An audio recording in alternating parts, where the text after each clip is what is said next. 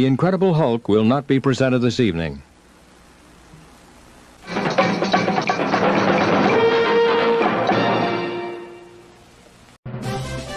Word Balloon is brought to you by the League of Word Balloon Listeners.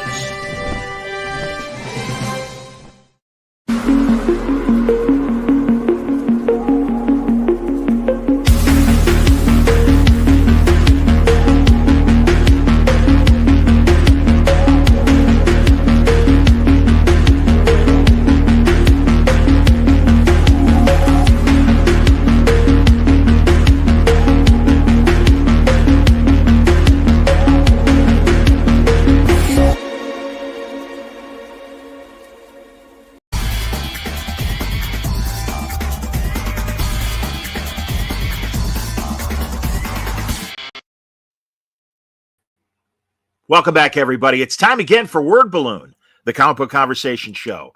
John Suntress with you. Always happy to welcome Joseph Illidge back to Word Balloon. Joe, good to see you.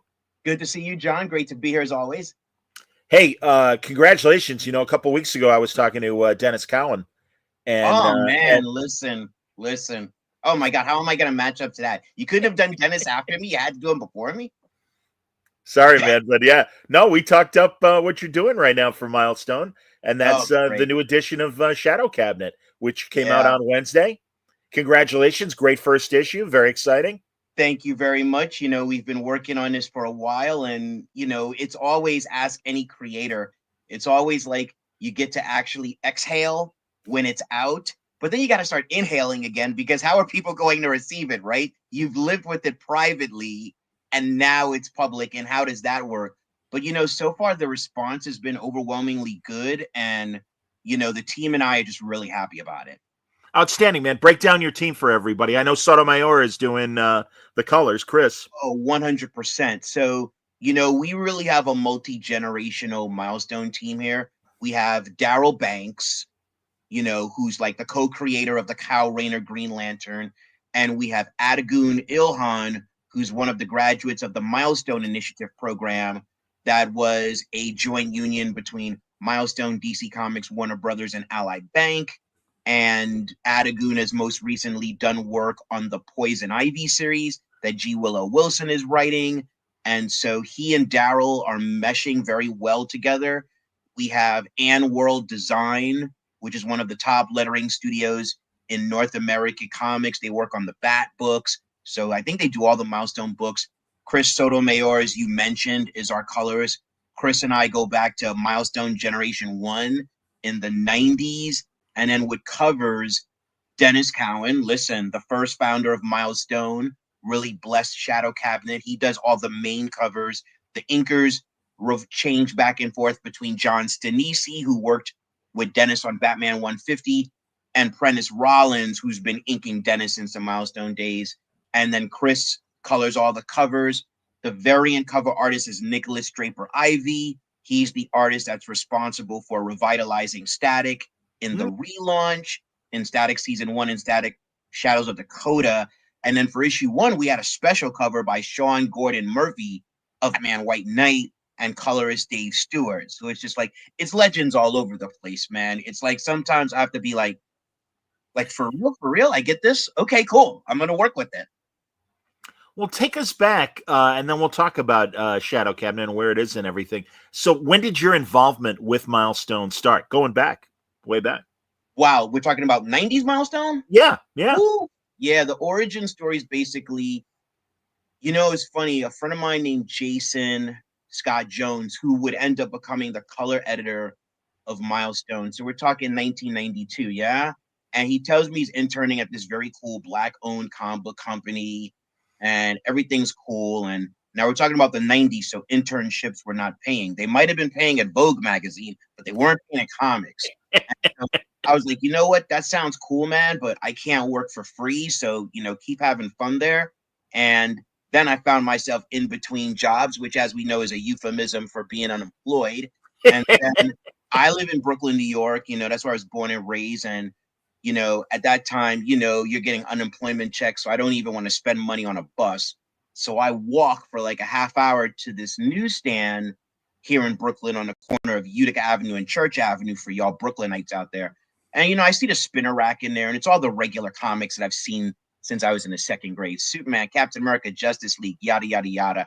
But then I see this comic book called Icon, right? And I had never seen a comic book reflect my truth of existence as a Black person back at me, right? With social issues that were happening in the world that I was living in. And so I saw that, and that was Milestone. And I just had a moment where I was like, I don't know if I can be satisfied anymore. If I don't want to come to another newsstand and see another Milestone comic and not be a part of Milestone, right? Like I just recognized that this company was going to change comics. They were going to change everything. And that's where I wanted to be.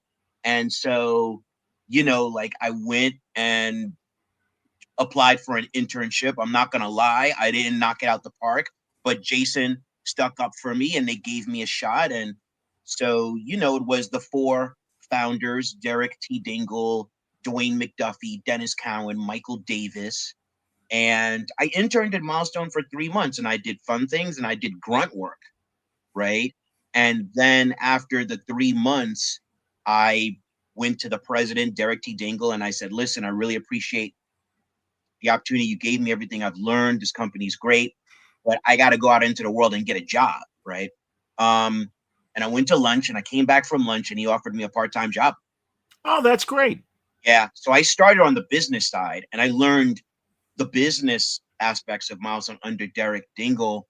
And then Dwayne McDuffie really opened my eyes to what being an editor was. I had no idea, but he showed me that. And was just like a brilliant human being. You know what I mean? And so that was it. I was like, okay, I want to be an editorial. I want to be part of the creative engine of comics. And so was my long journey in comics as an editor. I went from Milestone, and then I went to the Batman department, where my next mentor was Denny O'Neil. So it's kind of like, how blessed am I, right? My first editorial teacher is Dwayne McDuffie. My second editorial teacher is Denny O'Neil. Like, that could have been a wrap right there, right? And working on Batman, of course, is in a number of ways the Shangri-La of like North American comics. And so, you know, there was really a long journey as an editor. I did some writing here and there, but I was primarily an editor. And in the last 5 years, really, I just had a shift, right? You know, like I'm 55 now, and I said, you know, I have some things I want to say. I have the capability to say them. And I feel like now it's time for me to get on the front lines, right? And write the stories and have the conversations with the fans and the people, because that's what stories are. Stories are conversations, right? And so the fact that Milestone is the place where I'm going to say my writing career, you know, in purity begins is just, it's just poetic, and it's cyclically perfect, right?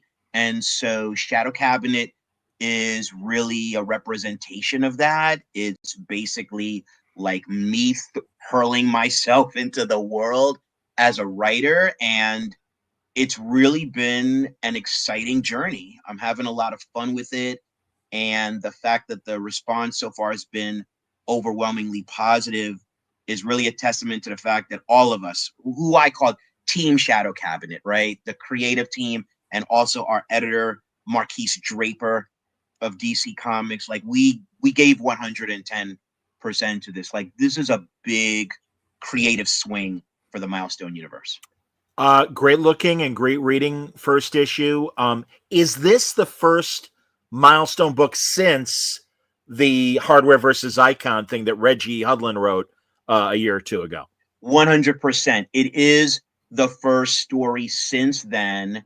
And because of that, it was really important in thinking about this and coming up with the idea, of course, there's a series of talks. There's the Milestone talks with Reginald Hudlin and Dennis Cowan, who are the producers of Milestone Media. Then there's the DC talks with Marquise Draper and executive editor Chris Conroy. And then we all got together in one digital room via Zoom and just had a really great 1 hour call. And then after that meeting of the minds, I was able to walk away. And 2 weeks later, like, I hit Marquise with the 21-page outline for what would be Shadow Cabinet, right?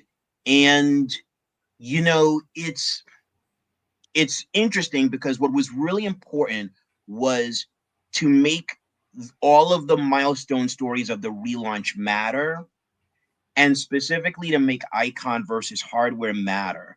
Because one of the things that I think a lot of us are tired of, and John, I think you can speak to this, is the events that don't matter. There was a time when events were rare. So when it happened, it had an impact. Now there are so many events, half of them don't have an impact. And when I think about how we talk about the comic book stories we loved of the last 10, 20 years, it's usually things that left an indelible imprint, right? And so it was important for Shadow Cabinet to further validate the entire relaunch.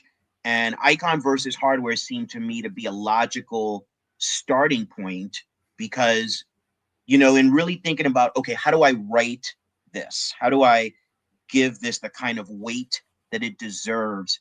I really thought about stories like The Golden Age by James Robinson and Paul Smith, Civil War by Mark Millar and Steve McNiven, Kingdom Come by Mark Waid and Alex Ross. These kinds of superhero stories with a naturalistic voice to characters. And so I thought about, okay, if you take the conceit of Icon versus Hardware, the big conceit of Brainiac, like invading the world, right? Now, Brainiac gets defeated, but Brainiac's this big alien artificial intelligence. Now, I'm thinking about how in the world we live in, like AI programs have just caused an upheaval of our understanding of life as we know it. What would the invasion of an alien artificial intelligence do to life on Earth and people's perceptions and how they would respond? So I thought, okay, that's a great starting point. We needed to have some passage of time. So we figured out 6 months. And so 6 months since Hardware and Icon and Hardware. In that kind of time. Okay. And so when this story begins, it's 6 months since the last time you've seen the characters, you've seen the world, and things have changed, right? And so what that does is it makes it fresh and new for the Milestone fans, but it also creates a welcome opening point for new readers, right? Which again is important to me in part because, I grew up not just as a comic book geek, but in my, preteen and teenage years, I'll be honest with you, I was a soap opera geek. Ha, me too. I was a big soap opera geek, man. And that was due to my mom.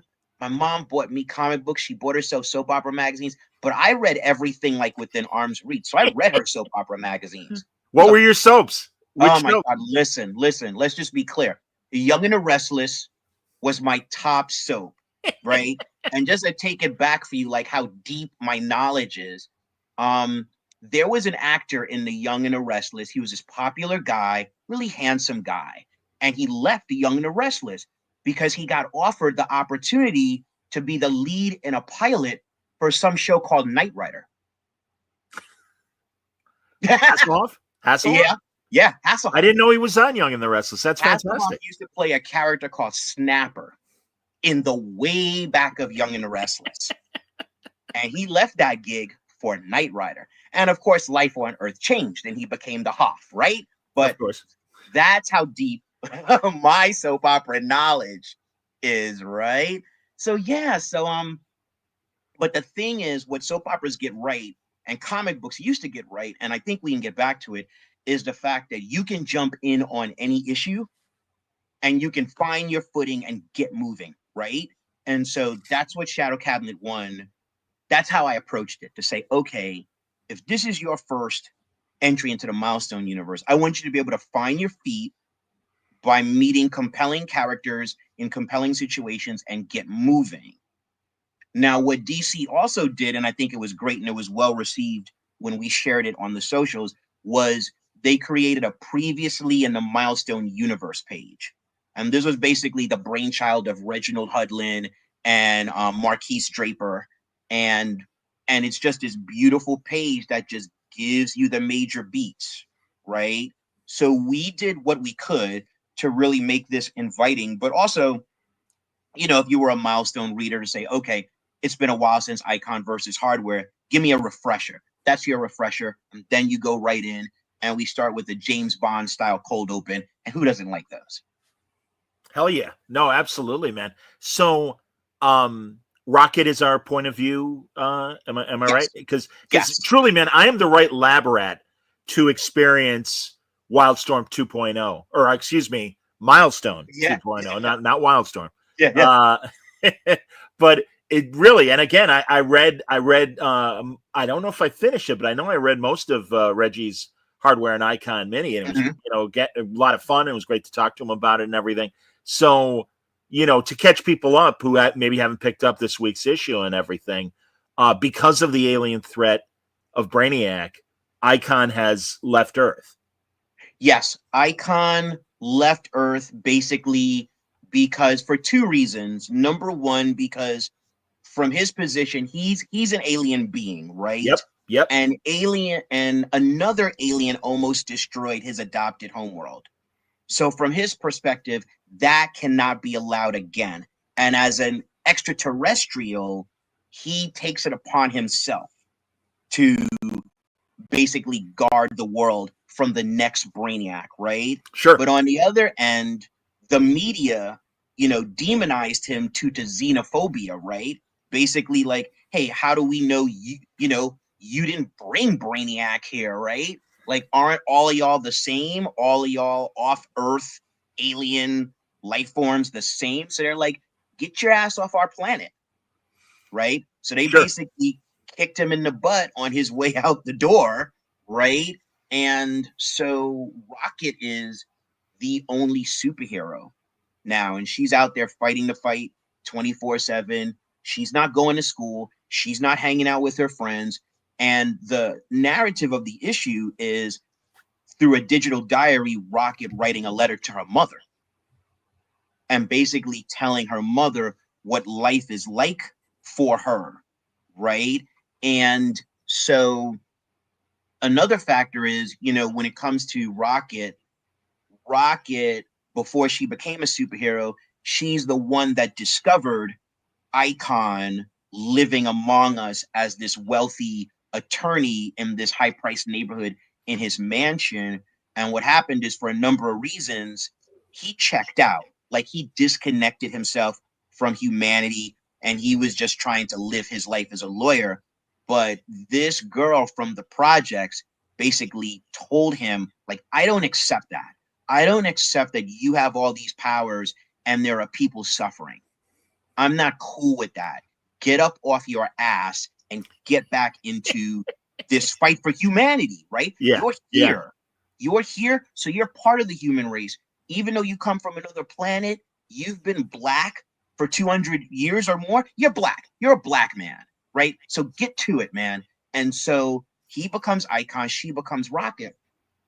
But he's gone now, so there's a part of her that feels like her Icon experiment failed. Right? And when we are hit with guilt, we try to do what we can to fill the hole of guilt. And so part of the reason that Rocket is out there is because she feels guilty that the Icon experiment failed and the world cannot go back to not having a hero. She cannot allow that, right? And so she's the one, and she's the only one, and she takes that upon herself, and it weighs down on her. You know what I mean? Like, it's not casual. Heroism is not casual, you know? So that's where we are. So Rocket is our entryway into the Milestone universe as the regular spine. There's also a second character, a woman in her 60s named Angela Alva, who's a woman of some financial means and some other means, as you'll find out. And she's on a journey too. And her journey, we don't know what it is yet, but things are going to become very clear, and you're going to find out that the theme of Rocket's journey and the theme of Angela Alva's journey are actually the same theme. Yeah. Well, and I would say, and forgive me if this is not a correct comparison, but it's almost as if Rocket is kind of like Kitty Pryde in the X-Men as she got older. That's 100%. That's 100% accurate. Like, listen, Chris Claremont is in our DNA, yeah? So we are very much talking about, Uncanny X-Men 139, Kitty Pryde in the black and yellow uniform. Hope you survive the experience. It is that, right? You need someone to be the window into this world of amazing things for the reader. So Rocket is that. And if you're an old Milestone head, like, Rocket is going through a maturation process. Absolutely. Right? So she's not the same Rocket that you saw in Reggie's Icon and Rocket. And she's not the same Rocket you saw in Icon versus Hardware. So that intrigues her too. It's crazy. Today, one of the conversations that has come up in superhero comics is hairstyles. And the yes, it has. Of hairstyles. Yes, it has. Marquise Draper, the editor, and I, we really did some research because we said, hey, we want to have Rocket's hair grow, and we want to show a different hairstyle as a visual indication that time has passed. Smart. So that if there were no words on the pages, you could look at it and say, time has passed, right? And people have been talking to me on the socials, and they really appreciate that. They're like, oh man, that's really cool, and that hairstyle looks legitimate on her. It's good to see her with braids. So people appreciate that. They appreciate that kind of verisimilitude, that aspect of the illusion of truth in the fiction that we create, right? I get it. Yep. No, 100%, man. And again, I think, it's good that you're in tune with that. Because honestly, you'll forgive me, Joe. I don't know. I saw the whole flap about the pony. And I don't even remember the goddamn pony's name because I'm not a pony guy. I'm sorry, I'm not. And I really felt bad for Andy Price in particular, who really took a lot of shit for that. And it's like, hey, I don't think there was any sort of intention to whiten the pony that everyone was identifying with because a black actress voiced her in the cartoon. It's like, listen. It's that these things pop up in popular culture a lot. And sure. And what it comes down to is it's really a joint operation, right? Especially in comics. Like, creators can't do it alone. Creators don't have all the answers. The editors have to work with creators, and we become these brain trusts. And the brain trusts are the ones that are able to work together to make these characters naturally evolve, right? And so these small things, you think they're small, but they make a difference in the evolution of character. And so, but again, this speaks to the fact that same thing. If you're talking about Kitty Pryde, we're talking about Rocket now. It's 2025. She's a 17-year-old Black girl. We want her to kind of feel like, oh, you know what? Rocket could be in my neighborhood, possibly, right? Or sure. Rocket could be someone that I would see on a television show or something like that. She has some kind of truth to her, right? And so that's the thing. Like, as storytellers, we have to reflect some kind of reality on every layer if we can. Understood. Now let's mention too where Hardware is in this story. Yes. So that's very interesting. We're now talking from the perspective of, assuming you've read this, right? So, it's interesting. Hardware is the very first Milestone character that ever got published in 1993. Static would become the breakout character because of the Static Shock cartoon. Absolutely. But Hardware always speaks to the core of Milestone. And so Hardware is one of the top heroes. He's an inventor, and he has this war with his ex-boss, who's a billionaire industrialist named Edwin Alva, right? And in this iteration of Hardware, the Big Bang, which is the police incident in which a number of young people and protesters were either killed or given superpowers through exposure to a gaseous agent like Agent Orange or something like that. Basically, Hardware, who is his real name is Curtis Metcalf, he was framed for being responsible for this unsafe scientific concoction being let out into the world. So he's a fugitive, right? So all the time that he's been Hardware in the Milestone universe, he's on the run. Technically, he's a fugitive. The authorities want him. And so we go deep into that. And we say, okay, if you are a fugitive, then how are you living your life now? Right? So we get into what his life is like now.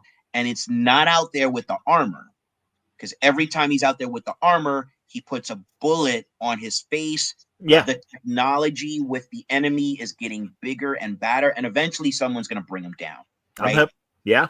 He's basically living underground. And what we find out is that he's Rocket's secret ally. Right? So in a way, again, if we want to do comparison dynamics, basically he would be the Oracle to Rocket's Black Canary. Absolutely. Yeah, that was the vibe. Editor, you understand, right? Like, I'm bringing in these dynamics, man. I'm bringing in these dynamics. Absolutely. Yeah. So that's what's going on. And so we have this very interesting thing, which in writing is called the unity of opposites, where you put people who are fundamentally different together in a partnership. And because of that, you get dramatic tension and you get exploration of those characters. So we, really start to explore what happens when you put a 17-year-old girl on a crusade with freedom next to like a 33-year-old Black man inventor, right, who has lived double her life, but he doesn't have freedom, right? What do you get from that? What do their different world perspectives say, right? Curtis has a very particular world perspective that is informed and cynical.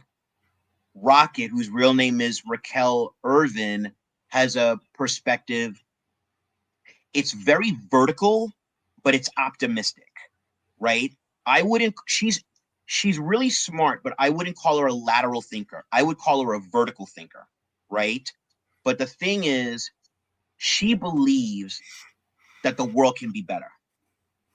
I don't think Curtis does. Right. No, he's been beaten down to Right. go underground Right. and to survive.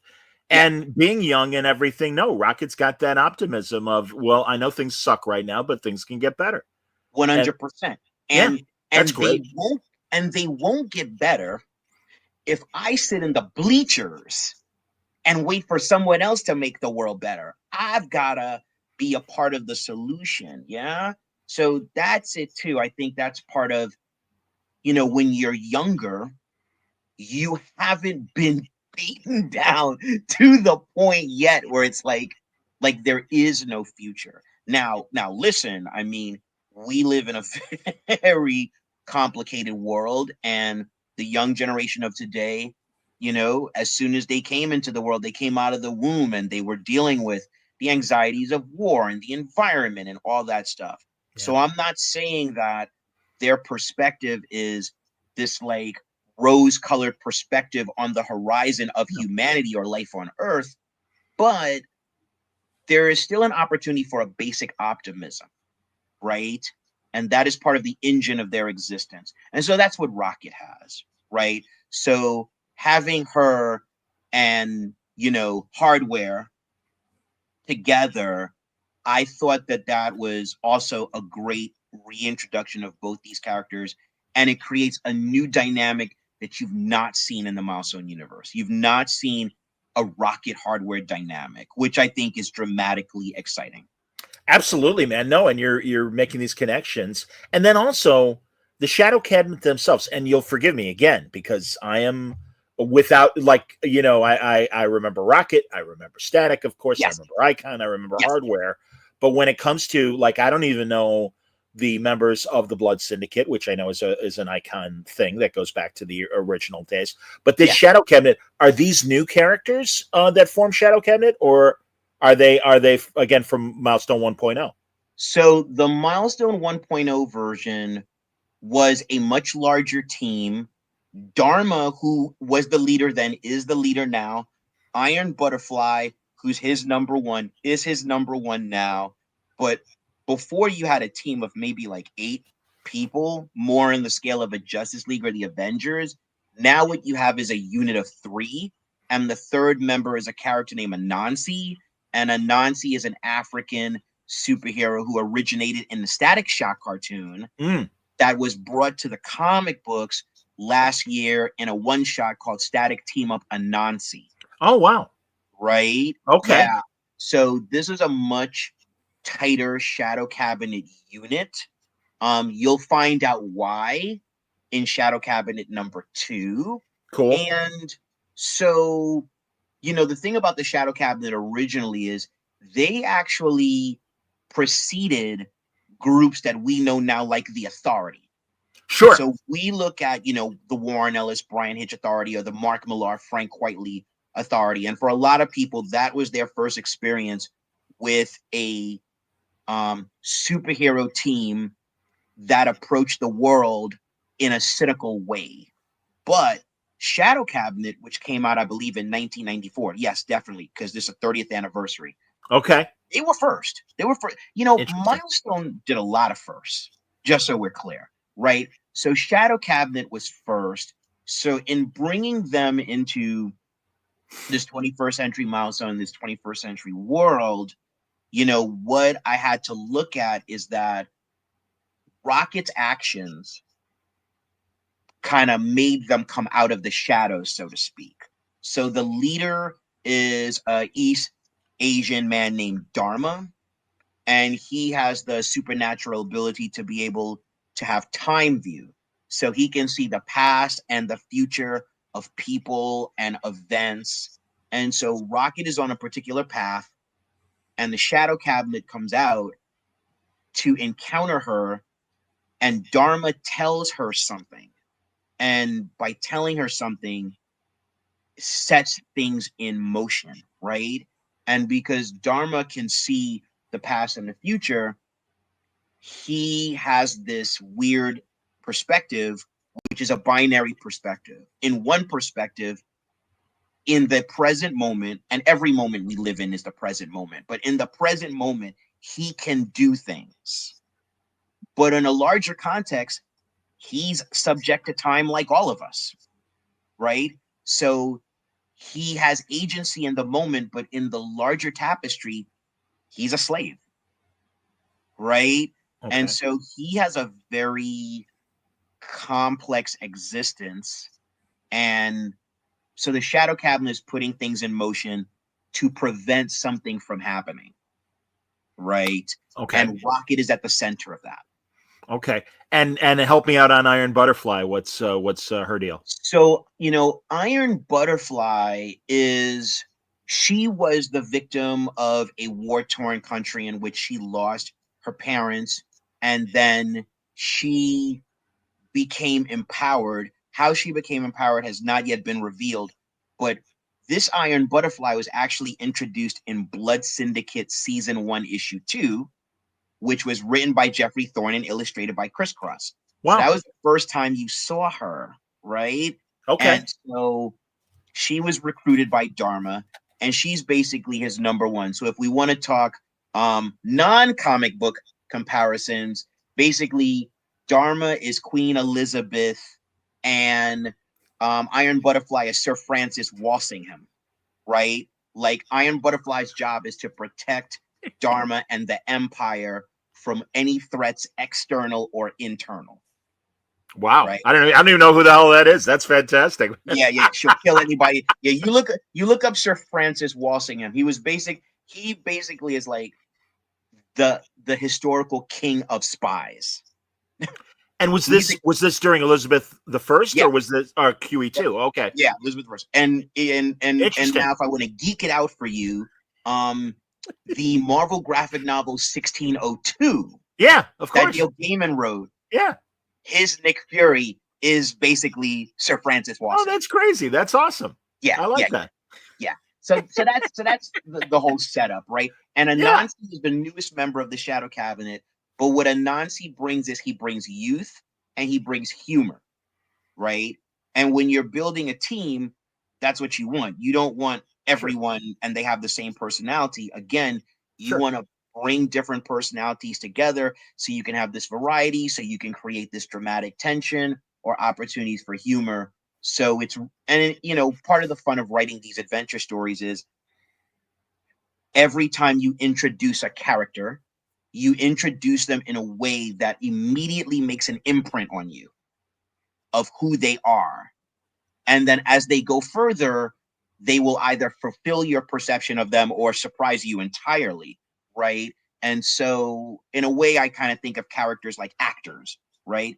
Any Sure. actor, whether they're the star or whether they're someone you're going to see for 5 minutes, like Alec Baldwin and Glengarry Glen Ross, every actor just wants their one opportunity for a great scene so they can have that in their reel and they can show the world, hey, I'm a badass, right? So I Amen. kind of think of Yeah. the characters as actors. Like everyone will get their badass moment.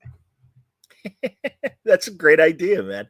Yeah. Steve Conley says super excited for this. That's Oh my great, man. goodness, Steve Conley. He's great. So thank you, Steve. He's a great guy, really great artist. One of the most laid back people in comics. I don't know how that's possible. Comics can be crazy sometimes.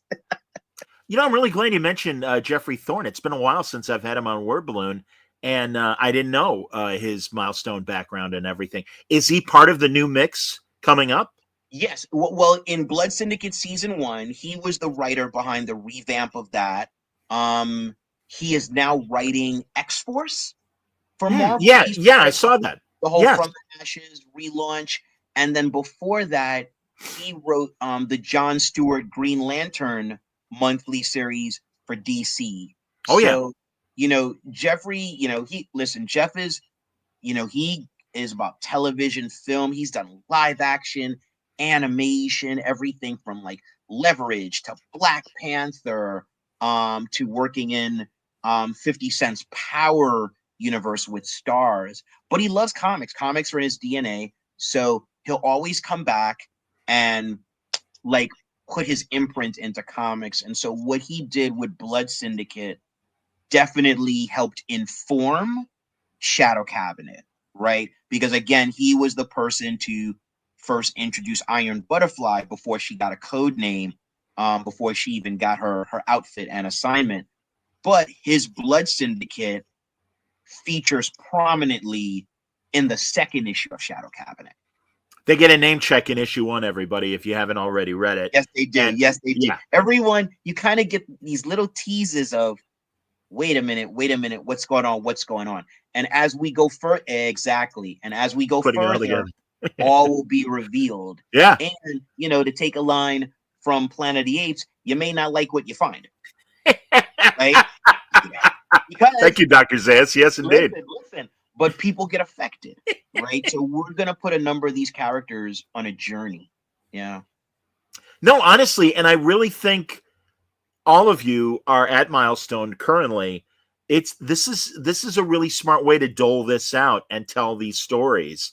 And because I asked Dennis that, I'm like, wow, it really seems like you guys are kind of cautious and just doing the miniseries here, the one shot there, that kind of thing.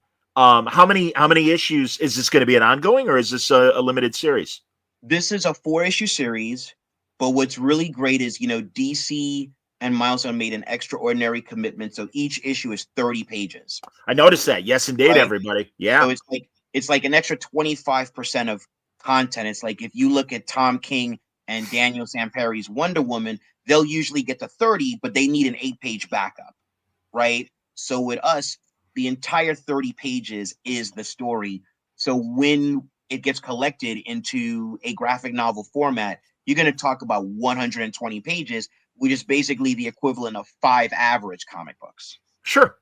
Right. So it's really a good size. And I really appreciated having that room per issue.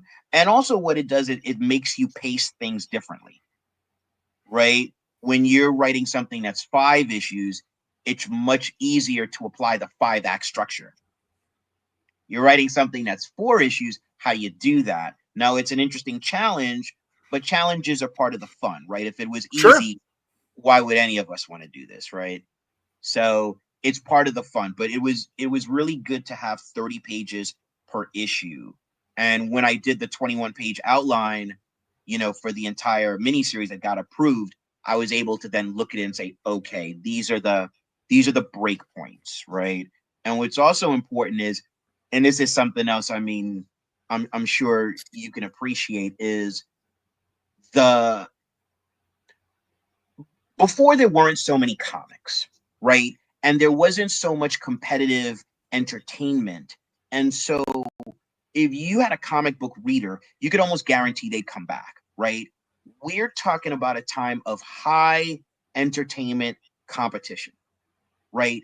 And comic books, I feel, have more of an onus to compel people to return.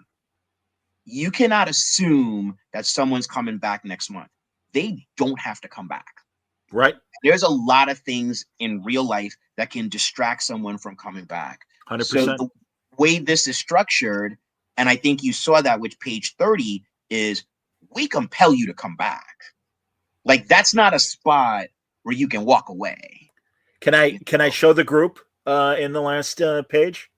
Oh, don't do that. No. Then I won't. There you go. That's why I'm asking. It's okay. I mean, it's still brand new this week, everybody. So you should pick it up. Page 30 is kind of, it's interesting. Page 30 really kicks off the second issue. And for the old Milestone heads, it's one of those Easter eggs of a character that first appeared in the 90s iteration. And that's part of the fun of the 21st Century Milestone 2, is seeing the reinterpretations of these characters, right? And so he is someone who I had great interest in back in the day. And I said, okay, we needed someone to serve the purpose here. And I was like, you know what? He's right there. Okay. One of the things that I did when I started writing this was I went through my archives of the old Milestone Bibles, which are gold. I bet. The old Milestone Bibles are the gold standard. That's great. And the Bibles were adopted from television, right? All television shows have series Bibles. Yes. And so Milestone had like a 20 to 30 page Bible for every series. And combined, it's a massive Bible. I bet. And so I went through the archives and I said, okay, like who is right for this? And then there were 2 characters that I said, oh, they're perfect for this story. And so in terms of their reinterpreted characters, one of them you meet on page 2 and one of them you meet on page 30. Right? That's awesome. Yeah. How much time has passed from, and forgive me if I've already asked this, but I don't think I did, from Milestone 1.0 to our current Milestone status quo? Wow. So the first iteration of Milestone did monthly publishing from 1993 to 1997. Oh, yeah. Now, since then, you had a few events. You had an event, I think it was called Milestone Forever, which was this 2-parter that wrapped up the core storylines. And at the end of it, the DC universe and the Milestone universe merged. And then what happened is the Milestone characters were popping up in the DC universe, because they were part of the same universe for years. Yes. There was also a mini series called Static Shock: Rebirth of the Cool, which was written by Dwayne McDuffie, God rest his soul, and illustrated by John Paul Leon, God rest his soul. We've unfortunately lost too many members of the Milestone family. And so, and Static Shock, He came back in a New 52 title. I remember that. Pop up now and again. He was a member of the Teen Titans. Yes. So the Static Shock cartoon, I think, necessitated a reintegration of Milestone into DC publishing, but it's been off and on, right? But I meant chronologically within within Dakota, like how as opposed to the publishing history, just in the story itself. How many years removed are we from the original run to where we are now? Got you. You know, I honestly never thought of it that way. I honestly don't have an answer. You have broken my brain. It's that Star Trek moment where the robots freeze. Error. Like, you have literally broken my brain. I don't have the answer to that question. You got to ask Dennis that question. All right, fair enough. I'm sorry, Nomad. I didn't mean to screw you up. I'm deflecting it to Dennis. No, that's good. That's good. Well, I made Dennis promise he'll come back when probably early next year and everything. There you go. Truly, it is great to see Milestone back. I totally think this is great timing for Milestone to stand on its own now and do the things that all of you are doing. Yeah. And man, that Milestone documentary was amazing. Yeah. I'm really glad it's still on Max, and everybody should, if you haven't watched it, you should absolutely watch it. And as you mentioned, part of your creative team and everything coming through the mentor program that Milestone has. Is it the initiative? Is it the Milestone Initiative? Is that what it's called? Yeah, the Milestone Initiative was the name of it. And what happened is there were like hundreds, if not thousands, of submissions, and they brought it down to 24 creators with different levels of experience. And they did like this boot camp where they had everyone from Reggie Hudlin and Dennis Cowan to like Jim Lee, right? President, Chief Creative Officer, and Publisher of DC Comics. They had a variety of creators really help teach the business, the artistic business of the monthly periodical comic book experience. And so those creators have gone on to do things within the DC universe. A number of them are now in the Marvel universe. One of them is even in the Star Trek universe at IDW. So it's like, that's what these programs are supposed to do. They're supposed to be incubators. Okay. Right? Which is in the spirit of the original Milestone. The original Milestone was an incubator for young talent, whether on the executive side, like myself, or the creative side, like an Ivan Velez Jr. or a Chris Cross or a John Paul Leone, or an Eric Battle, people like that. So these companies are incubation machines to nurture talent, to nurture creative vision. That's great, man. That is so, and truly giving back and paying it forward and everything, I think is huge. And it's really great that Milestone is doing it. And like you said, that was really kind of the original plan anyway. Yeah, I know. I didn't realize that John Paul Leon's original stuff was, in the pages of Milestone and everything. And it's like, 100%. Oh my God. I mean, he cut his teeth on the Static series. He was the first Static artist, and then he would go and become the first Shadow Cabinet artist. Oh, that's that's great too, because man, and then he became John Paul Leone, and it's like Winterman and everything else he did throughout his life. God rest his soul. Great guy. Yeah. Number one, Batman must have been his favorite character because he'd always get him to do Batman. And number two, I feel like he was born in the wrong century. He to me had the soul of like an artist during the Renaissance. I feel like he was someone like that. I almost feel like we were blessed to have him in this business for as long as we did. He was a true artistic soul and a kind guy, and I'm honored to have known him. And in working on Shadow Cabinet, I do see it as a tribute to the work he did, the work Robert Washington III did, the work Dwayne McDuffie did, and Matty Blaustein. When we do these Milestone books, we pay tribute to our fallen family members as well as the family that is still here. Sure. Yeah. I understand. Let's go back to what editorial lessons you learned first from Dwayne. Let's Oh start with boy. Dwayne. But yeah, Wow. tell me, tell me some bullet points of things that Well, Dwayne helped you out okay. with. One of the things I learned from him is that we must never let plot supersede character. So there's a story I tell about, he told a story. He told us this anecdote once, and I swear I think this was the moment that I decided I wanted to be an editorial. I was one of a group of people, and Dwayne just came out of his office and called a bunch of us together. And the Milestone offices were like lofts. So they were 2 or 3 big lofts that were interconnected. So when he called us together, we were all just like huddled in this area. There were like 6 or 8 of us. He just told this quick anecdote. He's like, hey, if you have a situation, it's like a hostage situation, and there's a roof and there's a gunman on the roof, and he has this person hostage, and Daredevil, the Punisher, and Captain America, right? The 3 of them are separately confronted with this scenario. If you have any 2 of them solve the problem the same way, you're not writing character. Because Daredevil, Matthew Murdock, Frank Castle, and Steve Rogers are fundamentally 3 different people with 3 different, distinct ethos by which they live and different approaches to a situation. Sure. And no 2 of them would solve it the same way, right? So you have to always think about it that way. And that was just one of those nuggets. And so he drops this pearl of wisdom and he goes right back into his office. And I swear to you, everyone else dispersed, but I just stood there. And I was like, wow. I think that was a moment I was like, I want to work for that guy.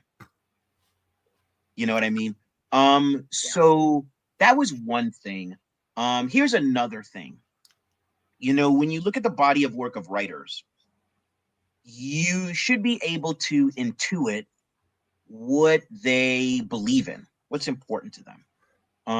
And one time, Dwayne and I were talking, and in the original Milestone, Icon is an alien, and he's part of a species, and the species is part of a group of species in the galaxies called the Collective, which is basically like an extraterrestrial United Nations.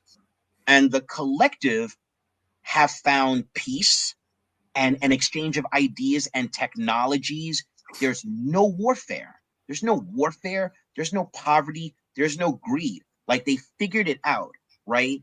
And I remember asking Dwayne once, and again, this is like 24-year-old me, right? And I asked Dwayne, I was like, why would the Collective, in all their wisdom, have any hope for us, right? Because we've just got so many problems. Yeah. Like, we kill each other over the dumbest things, right? Yeah. For the dumbest things, right? Skin color, gender, hey, I like your house, And I you want have your to, house. money. We will murder each other for the dumbest reasons. I said to him, why is the Collective giving us a chance? And he just said, human beings are capable of amazing things. And I heard that, out of someone else's mouth, it would have sounded simplistic. But when Dwayne said it, it meant something. Interesting. Like, we are capable of amazing things. And when you look at the body of Dwayne's work, Dwayne believed that human beings will always figure it out somehow. Even if it's messy, even if it takes time, like, we'll figure it out.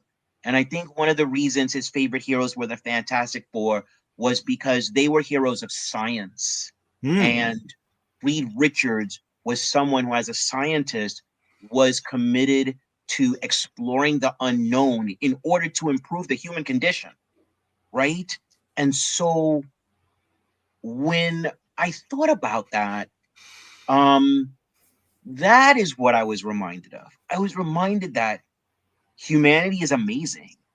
And I'm always grateful to wake up in the morning and, no matter what you throw at us, there's just this stubborn part of me that I feel like we're going to get there. We're going to get there. And so, again, when I write Rocket, that's Rocket's perspective. Sure. Rocket's perspective is we are capable of the most amazing things as a species, right? We're going to get there. But it's going to be a fight. I get it. It's going to be a fight to get to the apex of humanity's capability on Earth. Hey man, no, that's the Star Trek attitude towards humanity as well, and that the alien perspective. Something I don't know what it is, but these Earth people, they seem to have something that we're not that we're lacking, and we can actually learn from them, even though we may be technologically more advanced, especially when you look at something like Enterprise, for example. Well, listen, but think about how prescient Gene Roddenberry's vision was. We are dealing with technologies that were predicted by Gene Roddenberry in the 60s, right? Let's just be clear, right? Absolutely. Apple iPhones go right back to tricorders. Amen. Just so we're clear, Paul Levitz, one of the most influential writers, editors, and executives of the 20th century of comics. Years ago, Paul Levitz, who really made his bones as a writer, writing the Legion of Superheroes. Paul Levitz gave a talk at Google. Okay? Because part of what you can talk about is the prescience of imaginative fiction and how imaginative fiction inspires a generation of individuals to then make those things reality. Yep. Okay. Yep. So that's the incubation. That's the introduction of the idea that some scientist, a group of technologists, a visionary makes reality, right? And I think it would be fair to say that you could look at 60s Marvel comics, and you could look at Star Trek, and you could look at some specific examples of long form fiction, and you could find those kernels of inspiration that led to some real world technologies, some real world innovations of thought and perspective, right? And also helped kids to learn to read. Absolutely. A lot of kids learn to read from comic books. Stan Lee and Unstable Molecules and Gamma Radiation and Cosmic Rays and the official handbook of the Marvel Universe that explained how Iron Man's armor worked. Like, these things were bananas, but they gave this substance to the fiction, and they made our minds curious. And we took that curiosity and we would go to the dictionary, or we would go to encyclopedias and things like that, right?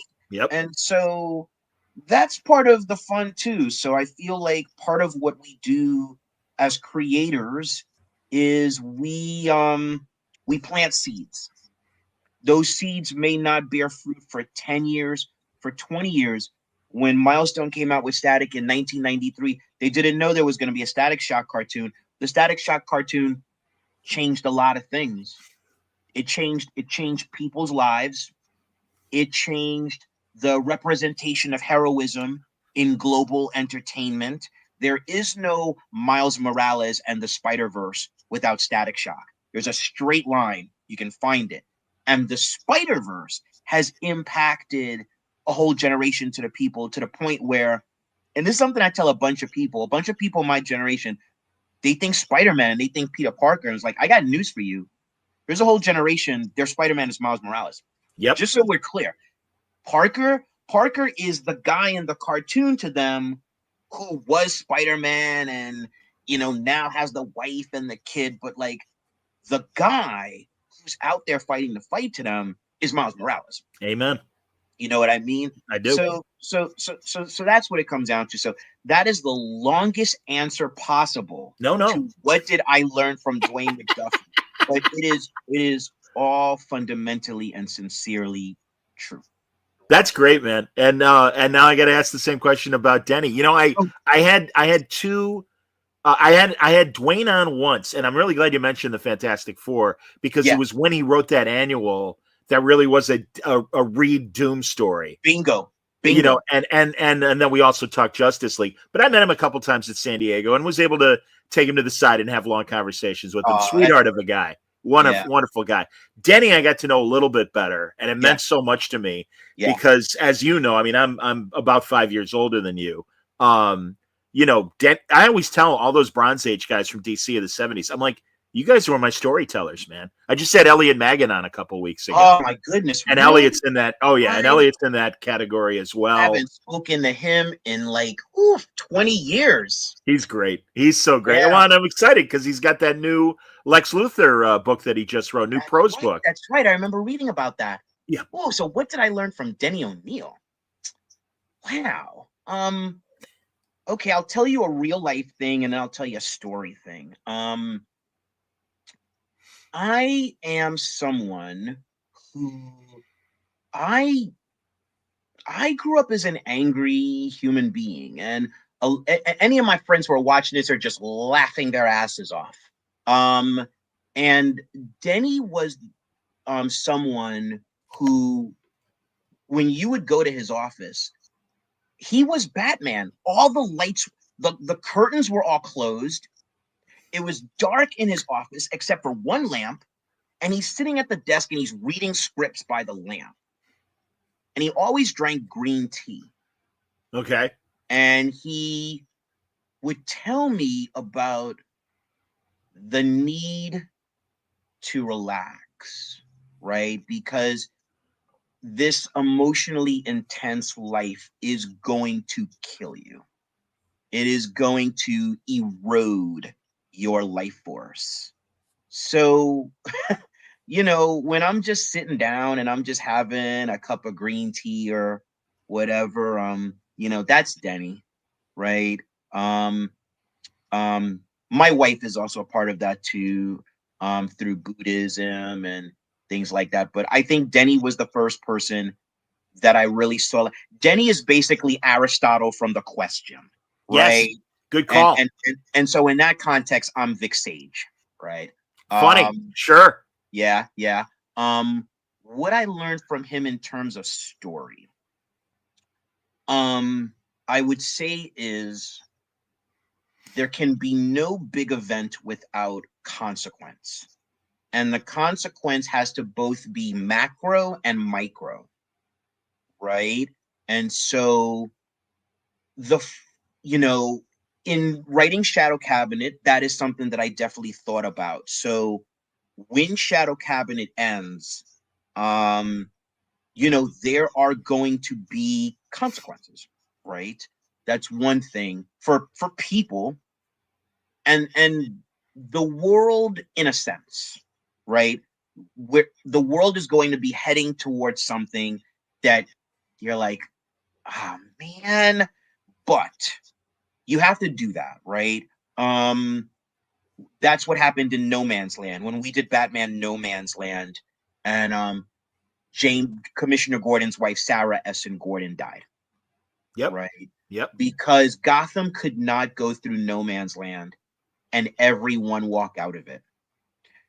And Sarah Essen Gordon was such a part of the Batman mythology going back to Batman Year One by Frank Miller and David Mazzucchelli, that the loss of Sarah impacted James Gordon so profoundly, right? And so that's what I learned from him, right? And a really good example of that also, I feel like, is in the very first iteration of the Ultimates by Mark Millar and Brian Hitch.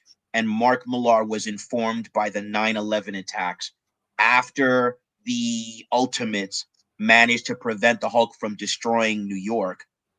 The next issue starts with a big funeral for all the people that died because of the Hulk's rampage, right?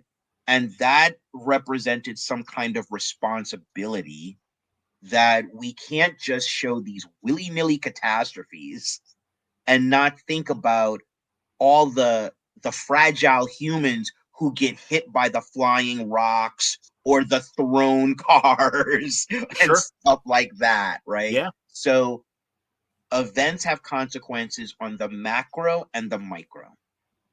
Yeah. That's great, man. I always think of that line in Dark Knight Returns, and it was a continuing line when it comes to Jim Gordon. And I think of Sarah, the rest is easy.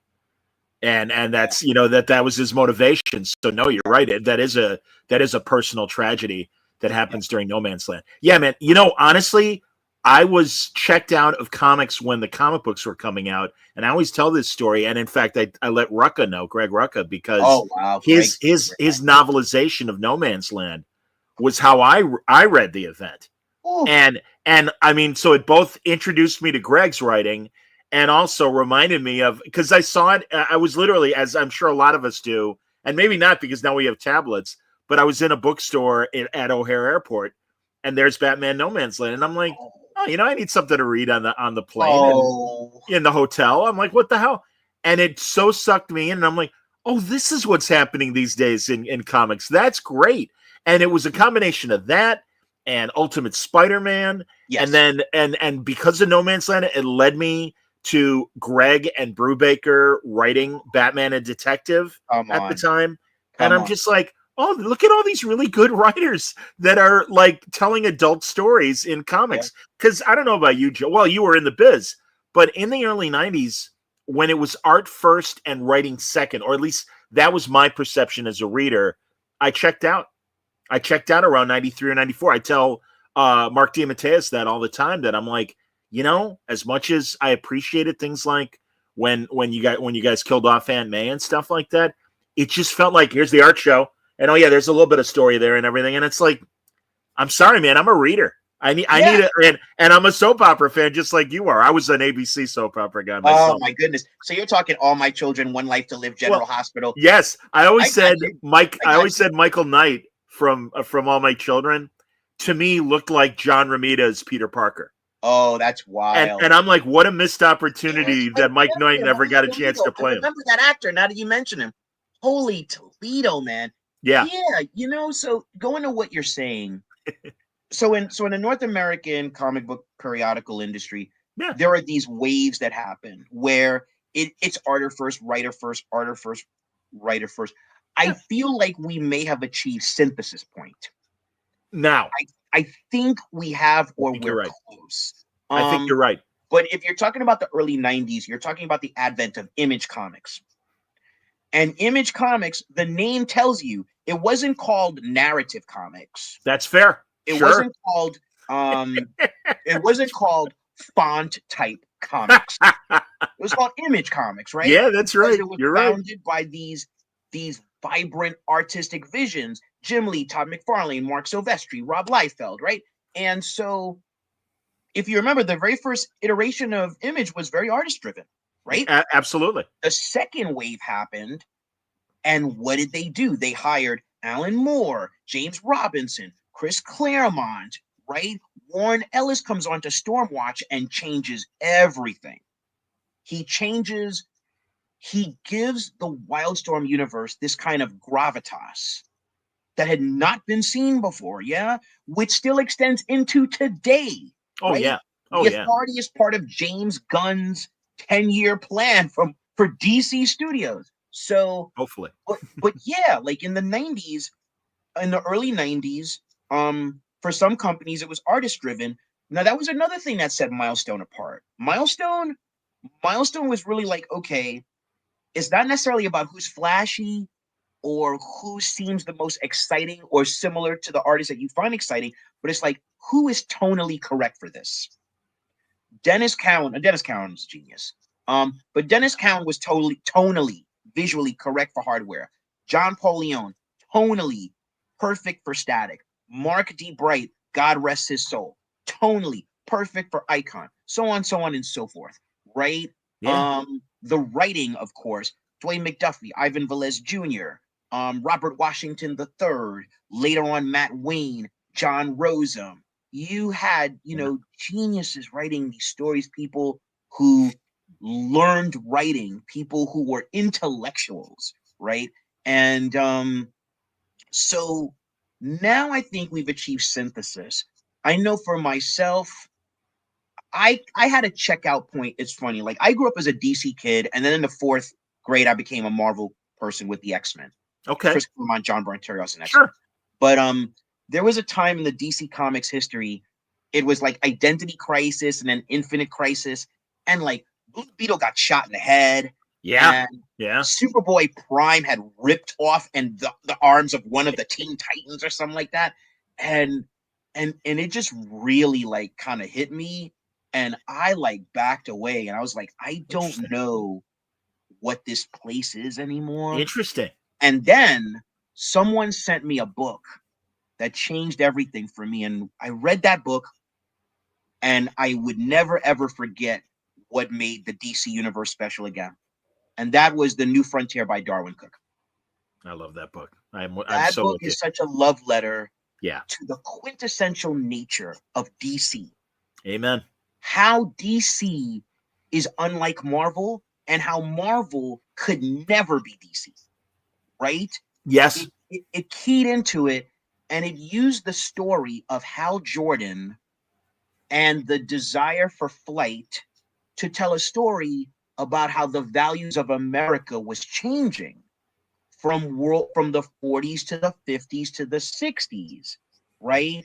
And that the heroes went from being the soldiers to the astronauts, right?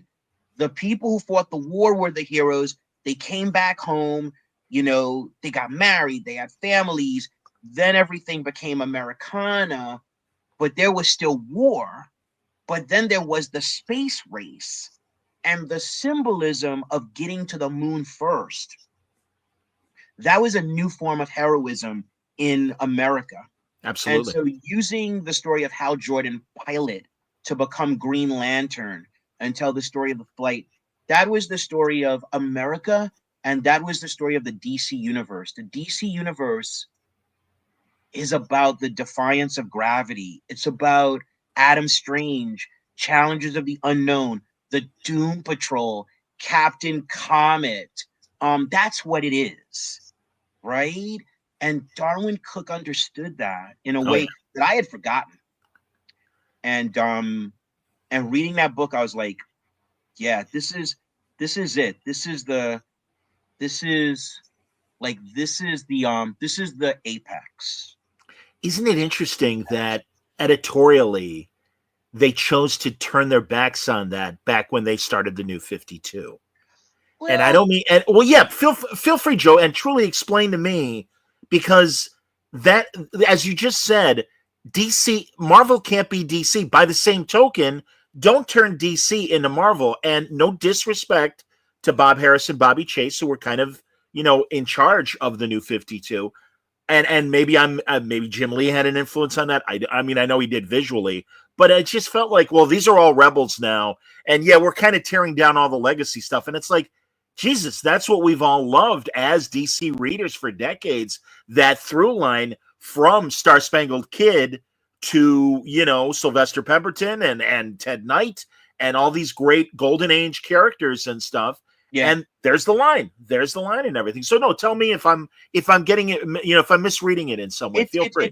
It's so tricky. So before I get to that, what I will say, because you kind of activated, is when I think about what a quintessential DC comic is now, and you brought up the subject of legacy, you have to say James Robinson's Starman. I would recommend anybody read that. Read the two compendiums. Yeah. And if that's not a story about legacy and heart and heroism in all of its grandeur and glory and in all of its nuances and emotional compromises, I don't know what is, right? I'm with you. I highly recommend that.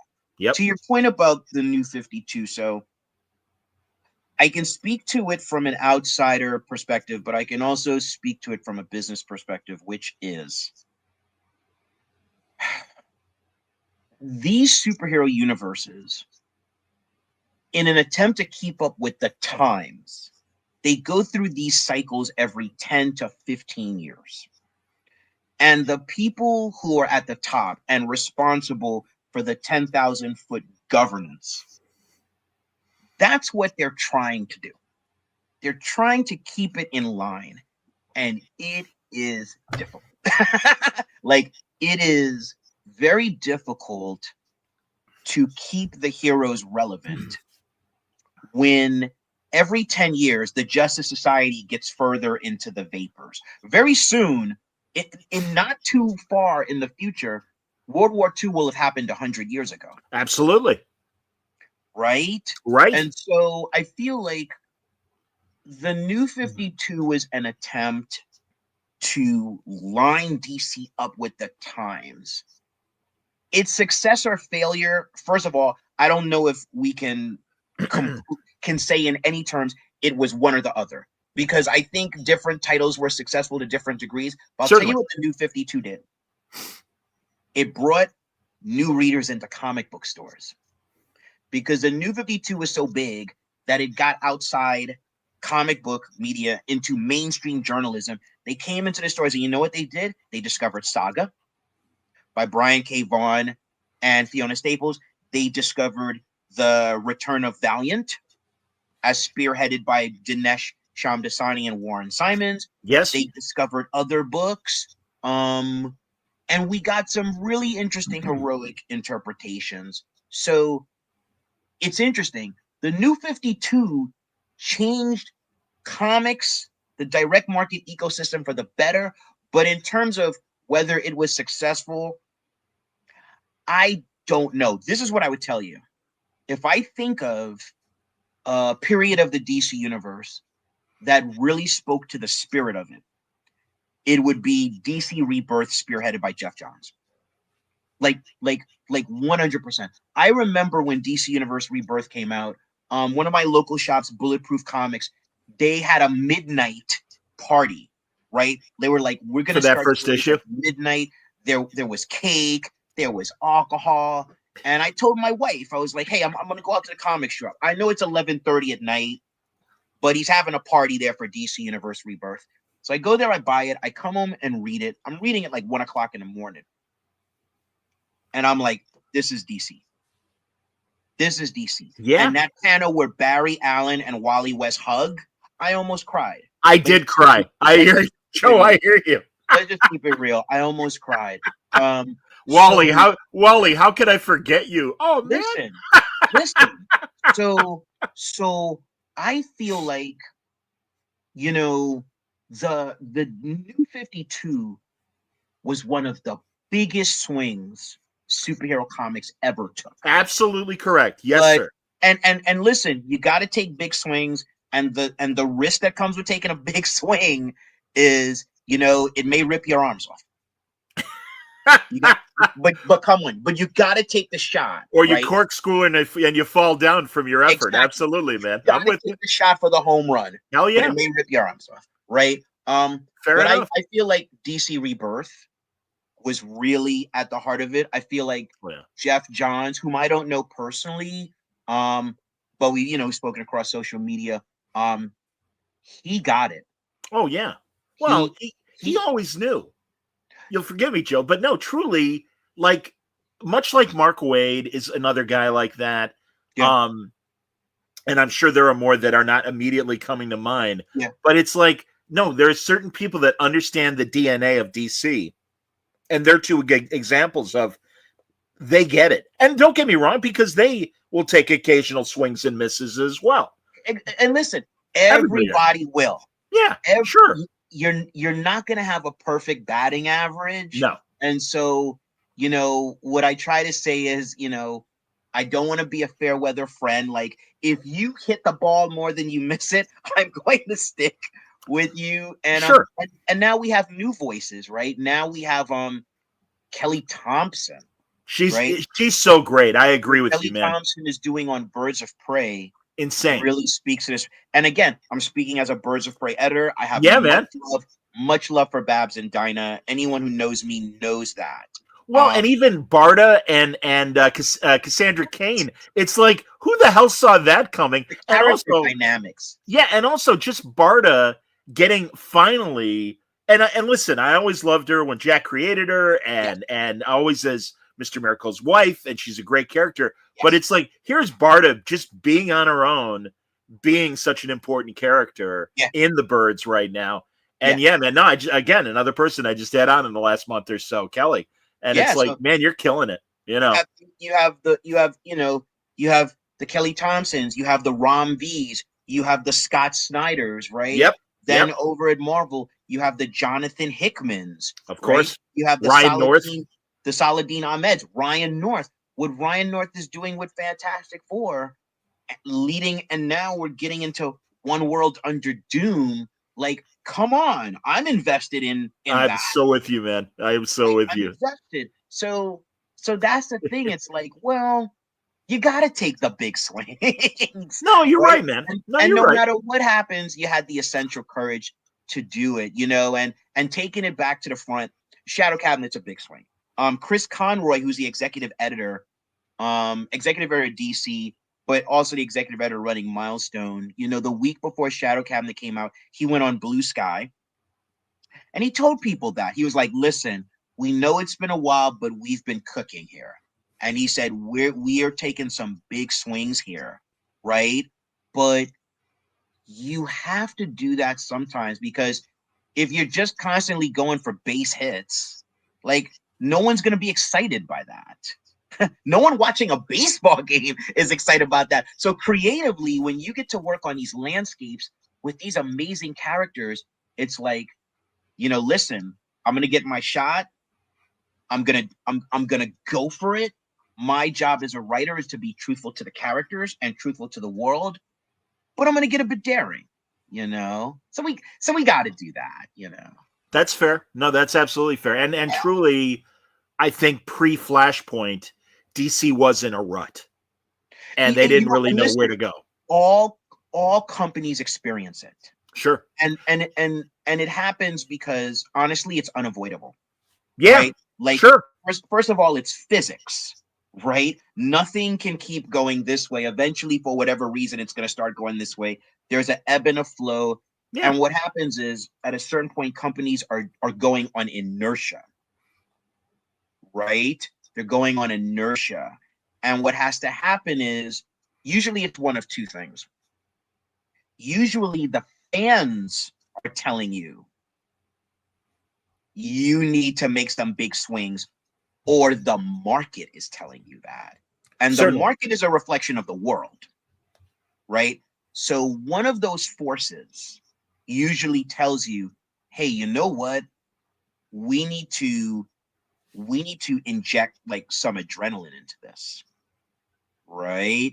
And so, you know, that's what the absolute line is. The absolute line is an injection of adrenaline, and the absolute line is a big swing. Yeah. But the rewards that you're getting from it, with the stories, with the art, right? Same thing with Marvel in the Ultimate Universe. I mean, absolutely. Jonathan Hickman, I mean, yeah. When that guy passed away, like, his brain must be analyzed. we must analyze every molecule of his brain, right? Joe, and figure out how to make the world a better place. I'm so with you, honestly. Right? I was on John's. Oh, I'm sorry. Please finish your point. I apologize. I was gonna say, Word Balloon listeners know. I mean, I've been on John's bandwagon since the Nightly News back in 2006. Yes. And when he was Jonathan Hickman, when he was doing Shield, 10 or 15 years, 10 years ago, and I would talk to him, and then also others at Marvel, and they're like, "Do you know how many notebooks John has on his ideas?" And I mean, he was as much of a designer, as a graphic designer, 100%. As he was a writer. And 100%. No, he really did approach this stuff in an architectural sort of way as much as a story way. No, John's amazing, and I love his sci-fi stuff he's been doing, through his Substack and everything as well. Yes. And all the people that he got to join the bandwagon and stuff creatively. No, he's a brilliant writer, and I'm really glad that he and I are friends. No, it's amazing. Kari has a couple comments here that I want to throw in there. Okay. Farger's Law of Science Fiction, it's always happening now. Comics work the same way. They reflect on the current environment. The cycles that we see are to induct newer readers in, as well as with their mediums and the current in the world. I love that we're now giving people all of the new perspectives. All of it is allowing retcons without wiping out the set stories. The DC All-In initiative. Oh, I see. Yes, yeah. yes. But here's the balance. Here's the tricky balance: is that you have to create an evolution at the same time you maintain a stasis of rules, right? And this is something that I learned as a Batman editor in the late 90s, is that at the time there were 3 different generations of fans who had different expectations of Batman, and somehow you had to represent Batman in a way that reconciled all of that and offended none of it, because Batman, we are told that Batman is a character. In the most literal way, that is not true. Batman is an intellectual property, but he's managed with such skill that we are made to believe he's a character. We're made to believe that he can change. But in reality, Batman must remain in stasis. Why? For the same reason that Amazing Fantasy 15 introduced Spider-Man as Peter Parker in the early 1960s, but me as a teenager in the 80s, Parker was still my Spider-Man. Parker didn't naturally age, and then someone else was Spider-Man, and then 20 years later, another Spider-Man, right? And that's because intellectual property requires a certain kind of stasis. And so the true balance is, how do you do stasis and evolution at the same time? Because the superhero genre is not science fiction. And it doesn't work by the naturalistic rules of science fiction, right? It works by the corporate rule of intellectual property, right? And so every 10 or 15 years, when the superhero universes cycle, they attract a new generation of creators, new writers, new artists. And what they do is they create the illusion of evolution, right? And what the editors do is invite that, but maintain stasis. Sure. Right? So I say that because I think a lot of people think it's easy. And a lot of people get angry because we're emotionally connected to these characters. Now, I'm weird, John. I don't mind change. One of my favorite eras of the Legion of Superheroes is 5 years later. Me too, man. It came out when I was in college. Sure. And it took Legion, which was kind of like 60s sci-fi, right? And I mean sci-fi because it wasn't science fiction. It was this flight of fancy kind of thing. Sure. And it turned it into science fiction. And the majority of Legion fans despise it. That's so funny because I was with you, man. Despise 5 years later because it doesn't have the costumes. It doesn't have the Legion flight rings. It doesn't have like Takron Galtos and the tall Legion tower, right? Right. No, but the cleanliness of the Silver Age and even the Bronze Age, 100%. And that they were perfect heroes. And then 5 years later happens, and it's like, wait a minute, what the hell is Sunboy doing? Why is he? What the hell's happening? And why doesn't Cosmic Boy have his powers anymore? But there's no more magic in the world, and now we've got the dirty world with science and fiefdoms and like sociological problems and geological problems and galactic problems, and it was messy. It was the best. I was like 5 years older than you, and I'm like the same thing. I'm like, no, this is exciting, man. Yeah, exactly. What the hell's happening right now? So I'm weird. I'm cool with change as long as it's good. If you keep good, I'm cool with change. But a lot of people, they're like, hey man, don't mess up my thing.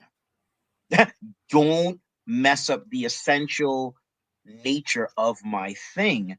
And so it's a really tough balancing act to manage characters and universes and create the illusion of evolution and the maintenance of stasis. Joe, you've just described my frustrations with new television Star Trek, and it's like, man, I know. That's a whole other podcast. We'll have to do a Star Trek episode.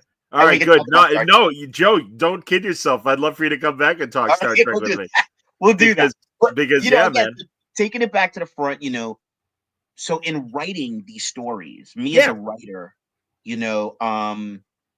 that's what I have to think about. I have to think about, okay, these characters have core rules.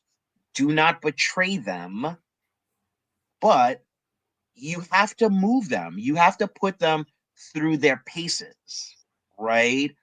With the understanding that when we get to the end, core values will be maintained or reinvigorated, right?